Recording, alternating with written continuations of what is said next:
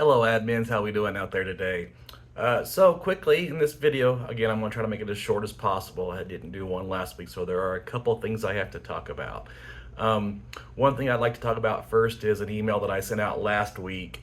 I don't normally like, sending out an email or telling somebody to do something without explaining. I like to explain and teach why we do the things we ask you to do or the things that have to be done.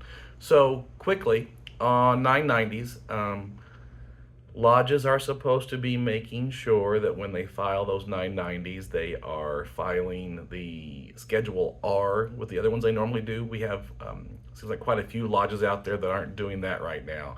The Schedule R, the R stands for relationship, and that shows the connection between the lodge and Moose International.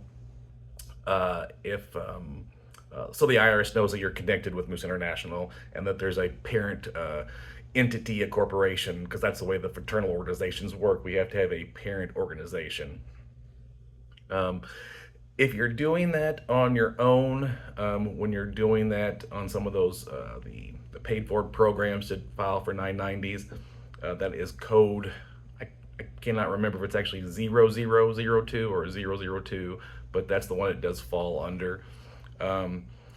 If you're having a CPA or somebody else do your 990s, please inform them and remind them that that's to be done. I sure some CPAs weren't doing it because they did not know to do it, or the lodge didn't do it the year before, so they didn't want to do it because they were trying to keep it streamlined to what the lodge had been doing in the past. But the Schedule R is an important one and needs to be done. It is required. Also, the other thing I put in the email was talking about being filed as your registered agent, having CT Corporation as your registered agent with the state that you are in.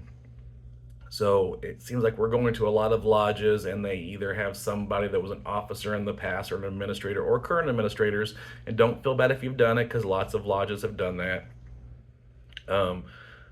When you're filing with the state, though, for your business entity, you're putting in your officers and yourself as an administrator, as the secretary of the corporation, as principal officers, but you are not the registered agent.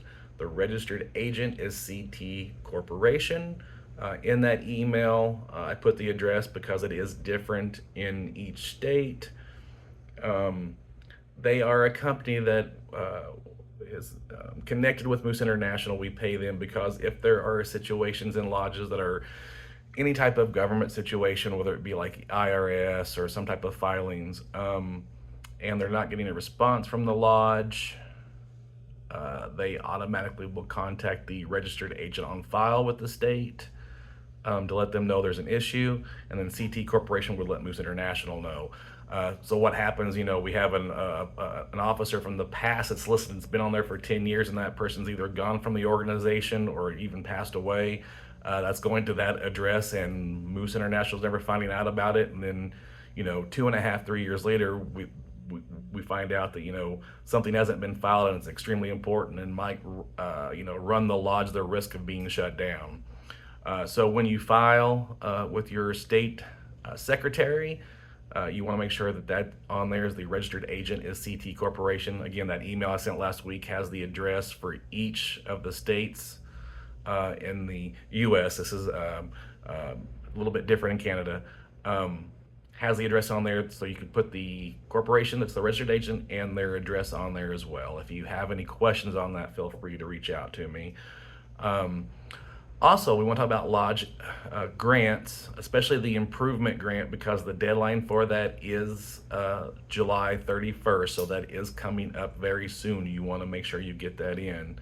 Again, the guidelines have been sent out in weekly communications, so that's been sent out many times. You can go to the Moose International website, and in the weekly stats and email that I'm actually sending this link in as well, I'll put in the link to the Moose International website where you can go see the guidelines and requirements.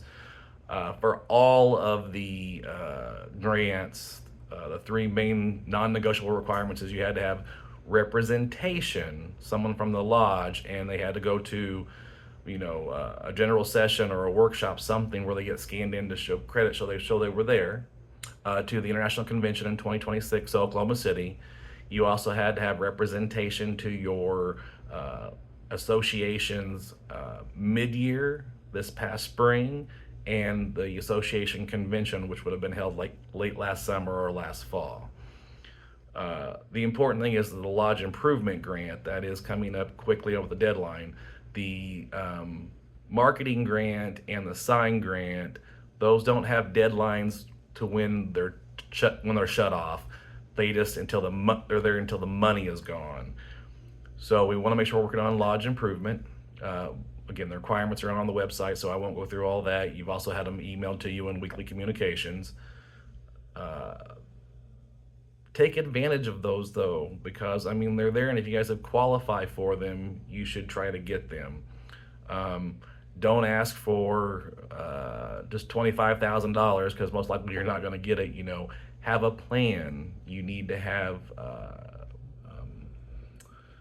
documentation of how much something's going to cost. So have your estimates available. That should be going in there as well. If you're buying a cooler or something, you should have that on there where you're getting it from and how much it's going to cost. If you're asking for a big item, you know, you can always ask Moose International for that, but it's always helpful if it's an item you're buying, saying we're asking for half, the lodges raise the other half. That always goes a lot further with Moose International if you have some skin in the game.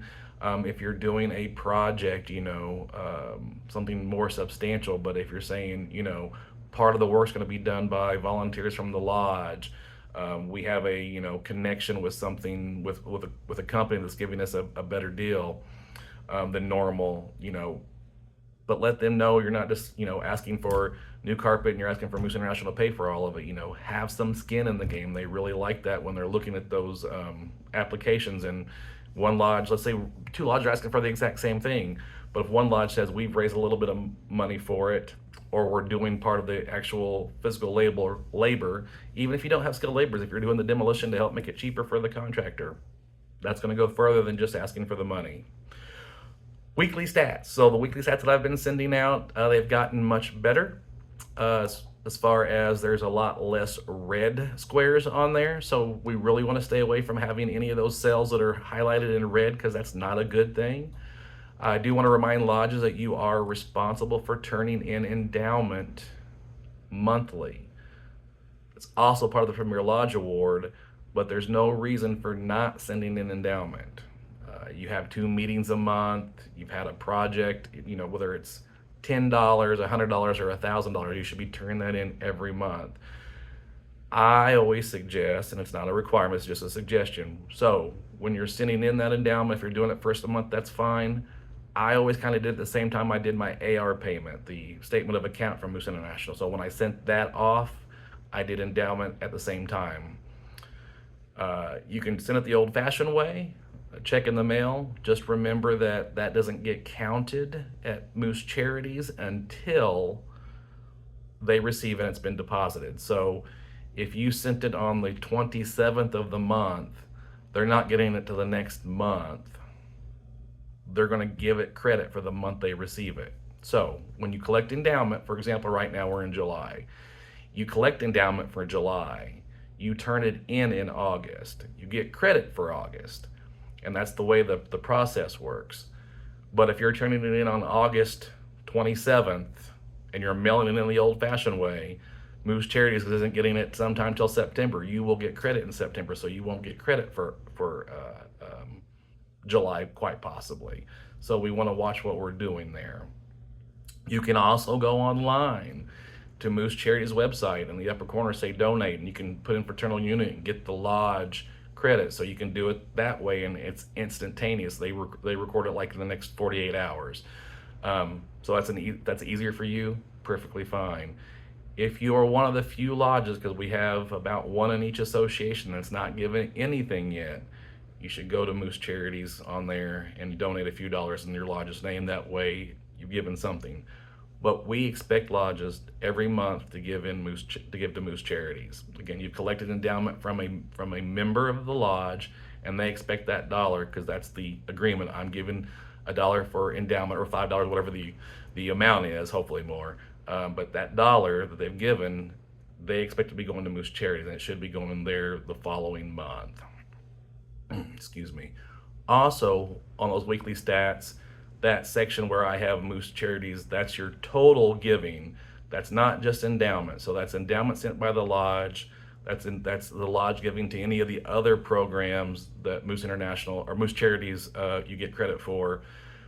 And if you have any members of your lodge that give donations to those programs, you also get credit for that. I'm a League of Guardian, so my home lodge is getting credit for what I give to the donor circle every month. So that's why that total may be different than what your endowment dollar amount is. Also, Moose Charities is much like a lodge with their finances. A lodge has till the 10th to get everything done from the previous month and then report that to their membership. Moose Charities is kind of the same way. So they get all the last payments on the end of the month. They have 10 days also. Like sometimes it's less, sometimes it's more, but it's usually about the 10th of the month to get those totals out. So that's why usually around the 10th, once I know that Moose Charities has put in those totals, that's when I'll send you the all stat report, because I know that the Moose Charities total giving on there is current. So that's why we don't send out the first of the month. Also, because they only put those numbers out actually twice a month, that's why on the weekly stats, you'll see that sometimes where that you sent some money in, but the number hasn't changed. It's possibly because they haven't gotten that money yet, and or because they're only updating twice a month, and that was a week that fell in between. Again, if you have any questions on how to read that, feel free to give me a holler. That is all that I have this time, and I'm sorry I took 12 minutes. I do apologize. You all have a good day. We'll see you around. Bye.